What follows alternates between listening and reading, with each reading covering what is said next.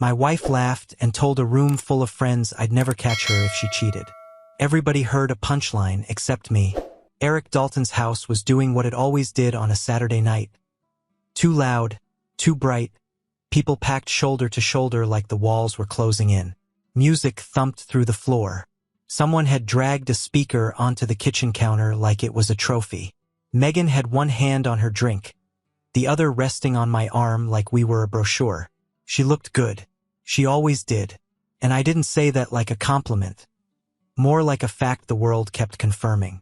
A guy I barely knew was telling a cheating story, messy and stupid.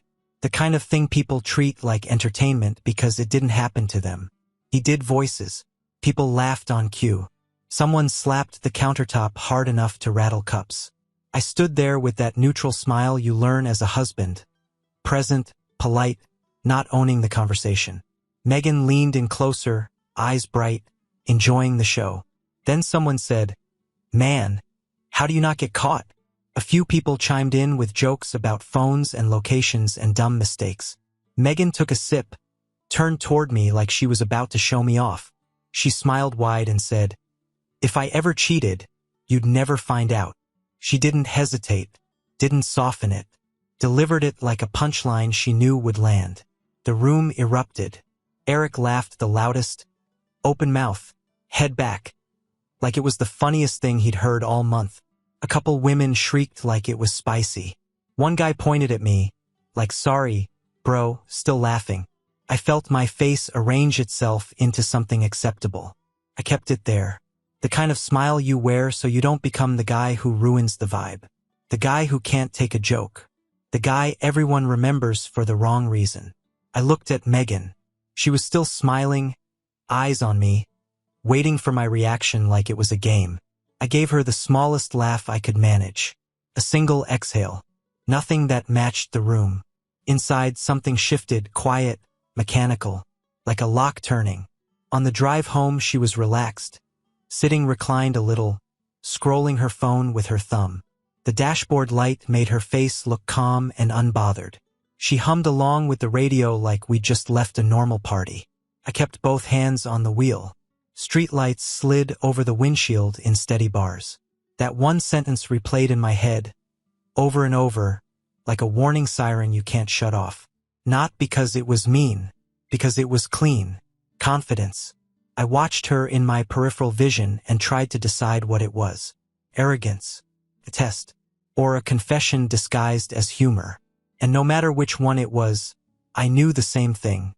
I wasn't going to hear her the same way again. Back home, Megan kicked her shoes off by the entryway like it was any other night. No pause. No tension. No, "You okay?"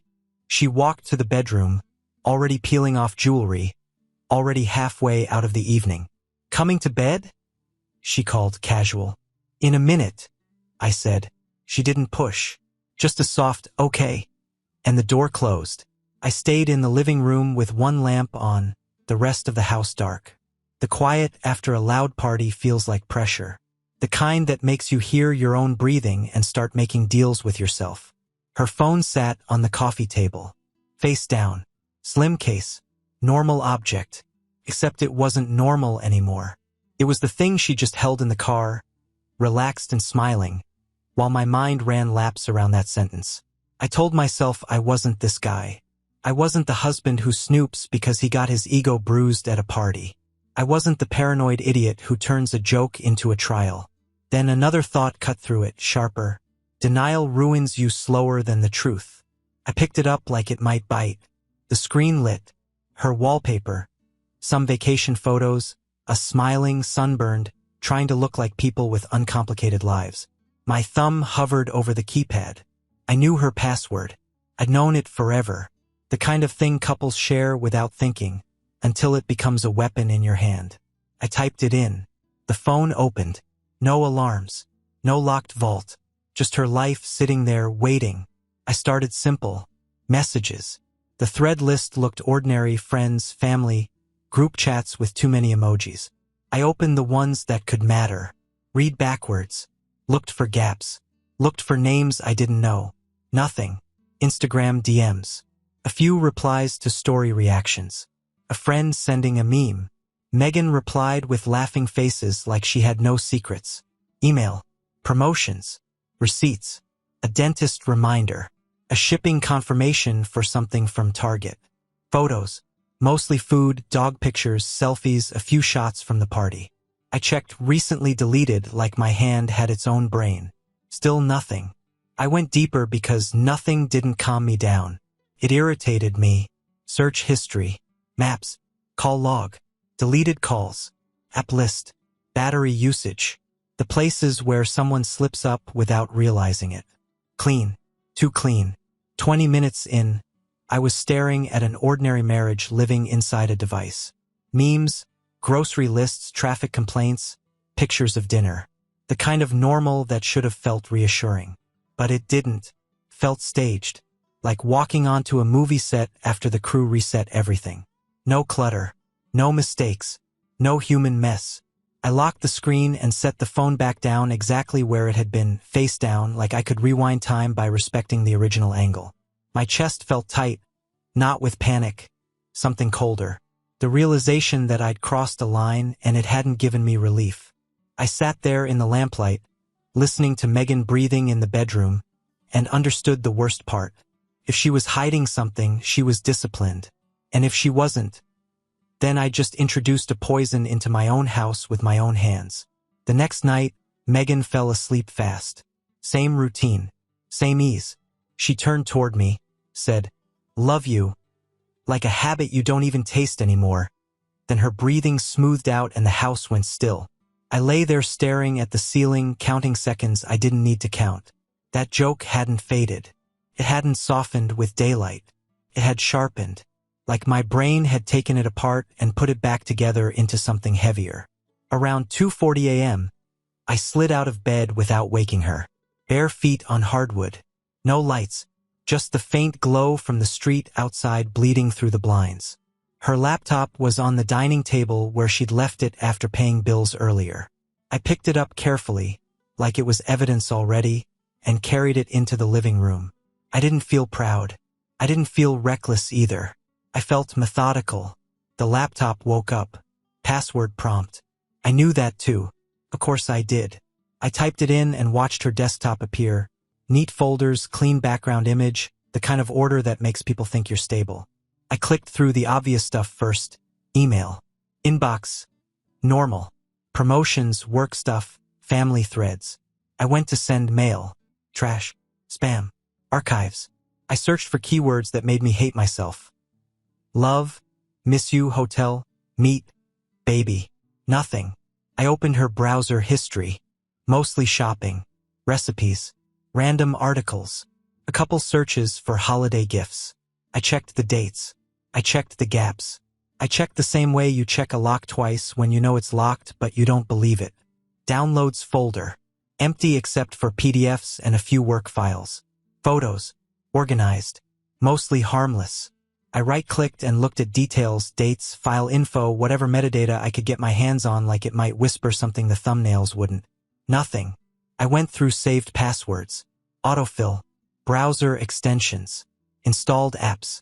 Any weird messaging platform. Any disguised vault app.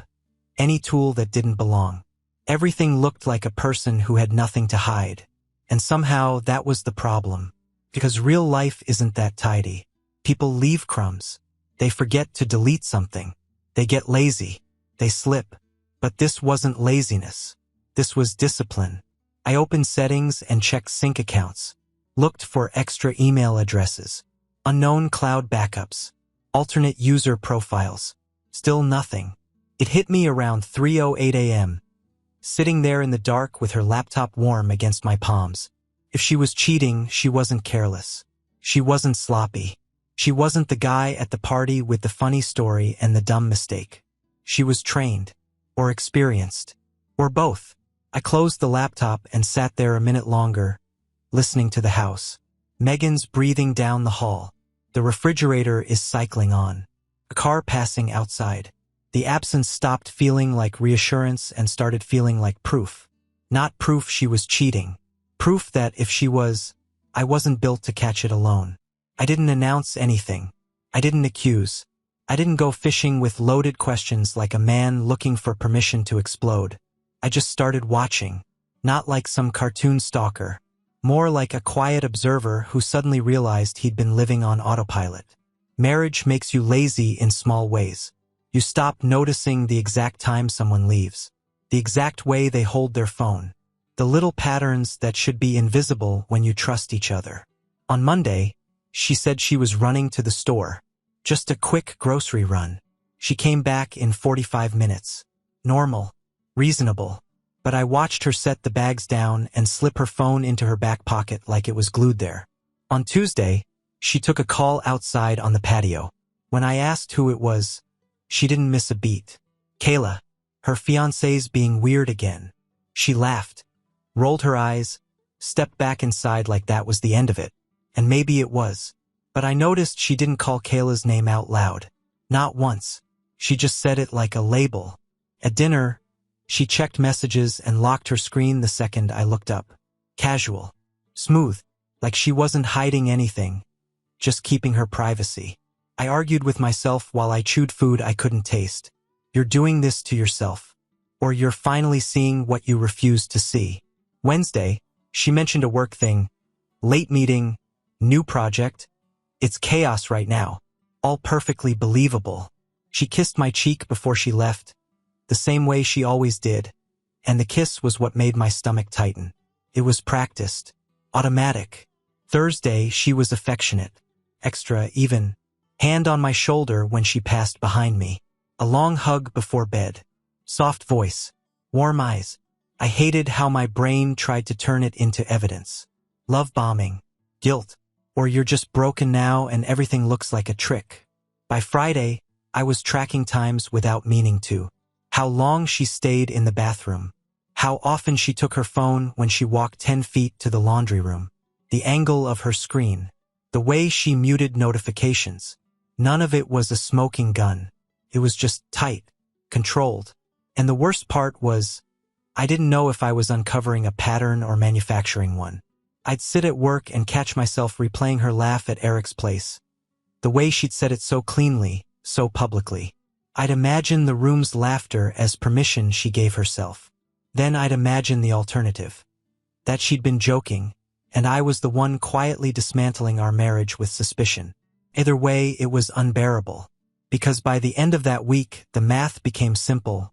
I was either wrong and poisoning the best thing in my life, or I was right, and being played by someone confident enough to brag about it in public. And I couldn't live in the middle anymore. By the weekend, I was tired in a way sleep didn't touch. Not exhausted, wired. Like my body was running off a motor my brain couldn't shut down. I tried to do it the right way. I told myself to let it go, to trust my wife, to stop acting like a man who'd lose his mind over one line at a party. But every time I looked at Megan, I heard her voice again. You'd never find out. I realized something ugly. If I kept digging alone, I'd either become obsessed or I'd become numb. Either way, I'd lose pieces of myself I didn't want to lose. So I did the thing I never thought I'd do. I searched for a private investigator. Not the cheesy billboard kind. Not some guy who promised miracles in bold letters. I looked for someone quiet. Someone who didn't sound excited by other people's disasters. That's how I found Thomas Grayson. Tom, his site said. Veteran. Infidelity work. Discreet. No drama. We met at a cafe across town. Far enough that running into anyone we knew would be unlikely. Late morning. A place with low music and too many people pretending they weren't eavesdropping. Tom walked in like he belonged everywhere and nowhere. Mid-50s, lean, calm face, eyes that didn't bounce around. He shook my hand like it mattered, then sat down and waited. Not rushed, not curious, just a present. What's going on? He asked. I stared at my coffee for a second longer than I needed to. Then I told him everything. Eric's party, the cheating story, Megan's smile, the line, the laughter. I told him about the phone, about the laptop, about how clean it all was. I didn't try to justify it. I didn't paint myself as the hero. I just laid it out like facts on a table and let the silence sit where it wanted. Tom listened without flinching. No raised eyebrows. No wow. No judgment. When I finished, he nodded once. If she's careful, he said, you won't find anything. Not the way you're looking. That sentence landed harder than I expected. Because it wasn't dramatic. It was clinical. Like he was telling me a weather forecast. I swallowed. So what do I do? He leaned back slightly, hands folded. Do you want truth or peace? I want one, I said. I'm done with limbo. Tom's eyes held mine like he was checking if I meant it. Okay, he said. Here's how this works. I don't know. I don't accuse. I document. If there's a second life, it leaves traces somewhere. Patterns are hard to hide forever. He pulled a small notepad out, wrote a few things down, names, addresses, basic info. He didn't ask for melodrama. He asked for details that felt like they belonged in a police report. How long? I asked. 5 days, he said. If she's doing something, 5 days is enough to see the shape of it. If she's not, you'll have something solid to sit on instead of this noise. And if you find something? Tom didn't smile. Then you'll have evidence, not feelings. I nodded slowly, the weight of it settling in. I come there hoping for relief. What I got was a timeline. He slid a card across the table. Simple. No flashy logo. Just his name and number. Before he stood up, he said one more thing. You're not crazy for reacting to that line, he told me. People don't joke about what they're afraid of losing. They joke about what they think they can get away with. He left without rushing, blending into the crowd like he was built for disappearing. I sat there with the card in my hand, feeling exposed and steadier at the same time. Peace of mind has a price. I just paid the deposit. The 5 days weren't dramatic. That was the problem. They stretched out like punishment, slow, quiet, ordinary, while my body stayed on edge like it was bracing for impact. I still went to work, still answered emails, still nodded through meetings. I became good at pretending I was listening while my mind kept drifting to one question. Where is she right now? At home, I played my part. Dinner, TV, small talk about nothing. Megan moved through the house like she always did. Comfortable, unbothered, humming while she cleaned up, scrolling her phone on the couch with her feet tucked under her. If she noticed something in me, she didn't show it. Or she was too skilled to. The waiting messed with me. It made me second-guess myself in both directions. 1 minute I'd think you're about to blow up your own marriage because you got rattled at a party. The next minute I'd think that's exactly how a careful person wins, by making you feel ridiculous for doubting them. Megan laughed at something on her screen one night and held it out to me. Look, she said. This is so dumb. It was a meme. I smiled on cue, like I was rehearsed too. I started imagining the humiliation if Tom came back with nothing. Me sitting across from him while he shrugged. While my bank account was lighter and my trust was worse. I imagined telling myself I'd crossed a line I couldn't cross. That I'd become the kind of man I never respected. The guy who hunts for betrayal because he can't control his own head. But the waiting did something else too. It hardened me. Not in a cruel way. In a practical way. Somewhere around day 3, I stopped picturing myself yelling. Stopped picturing myself begging. Stopped picturing the dramatic confrontation scenes movies love. I started picturing paperwork. Boundaries. A clean cut. Because I understood something important. If the truth was ugly, panic wouldn't help me. It would just give her room to steer the story. To turn my reaction into the main event and her actions into a footnote. And if the truth was nothing, I still had work to do, because my mind had proven it could turn one sentence into a slow internal fire. On day 5, Megan kissed me goodbye in the morning like she always did. See you later, she said. Yeah, I answered. She walked out the door, and for a second, I watched her through the window as she crossed the driveway. The sunlight hit her hair. She looked like my wife. Then she got in the car and drove away, and I realized I didn't feel comfortable. I felt readiness. The phone stayed on my desk all day.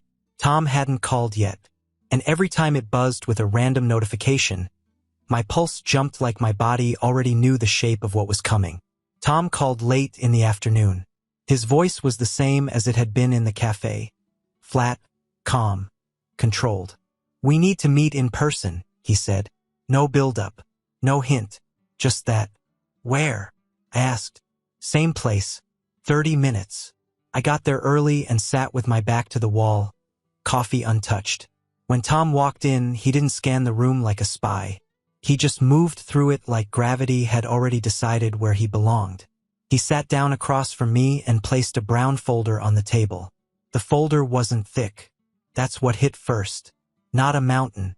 Not chaos. Just a tight stack, clean, organized. My life reduced to paper.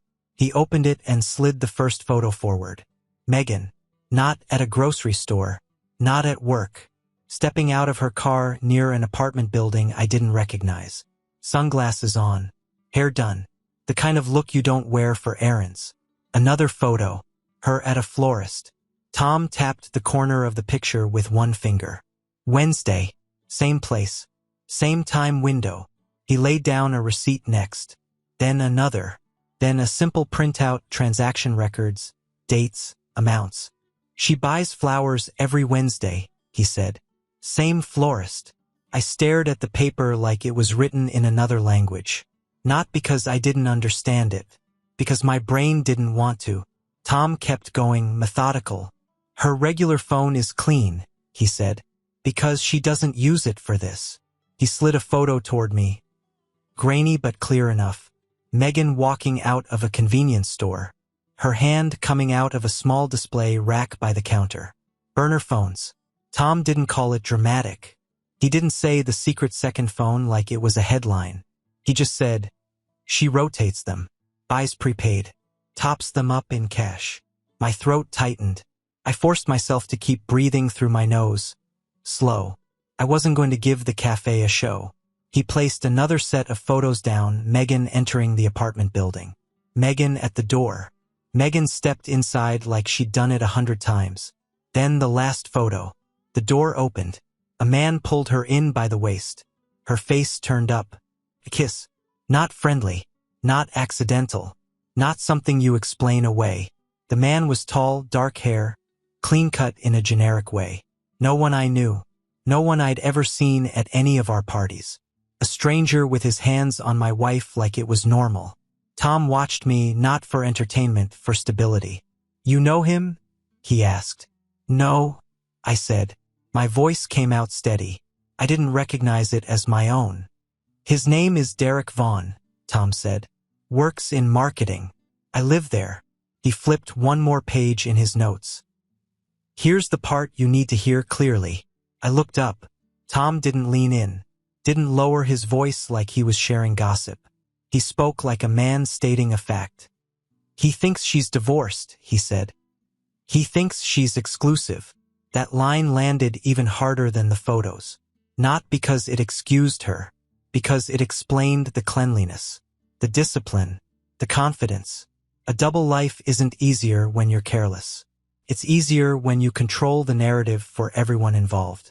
Tom tapped the florist receipts again. "This is how I found it. People can scrub phones and laptops. They can rotate burners. They can lie to a man's face every night and still sleep." He slid the receipt stack slightly closer to me. "But patterns leak. Wednesday flowers. Every week.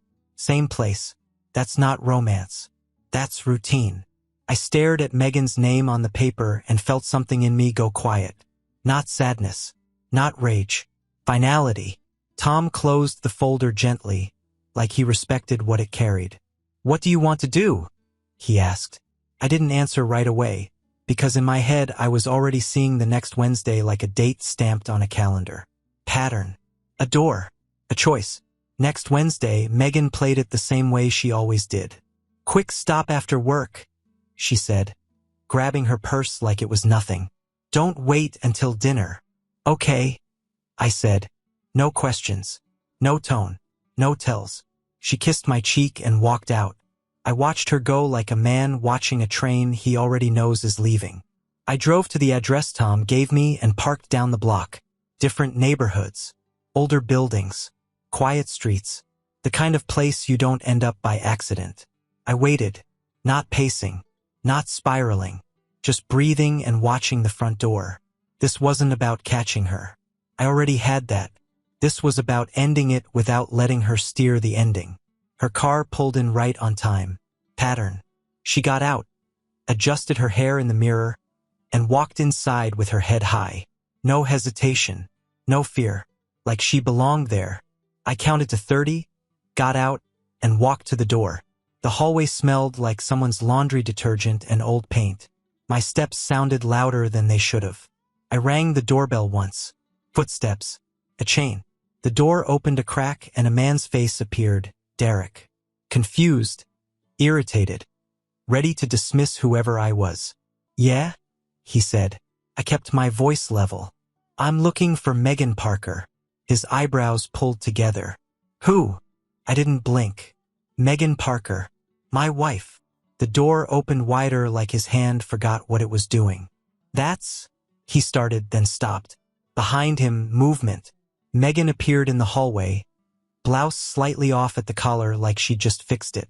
Her face drained fast, like someone hit a switch behind her eyes. For a second, nobody spoke.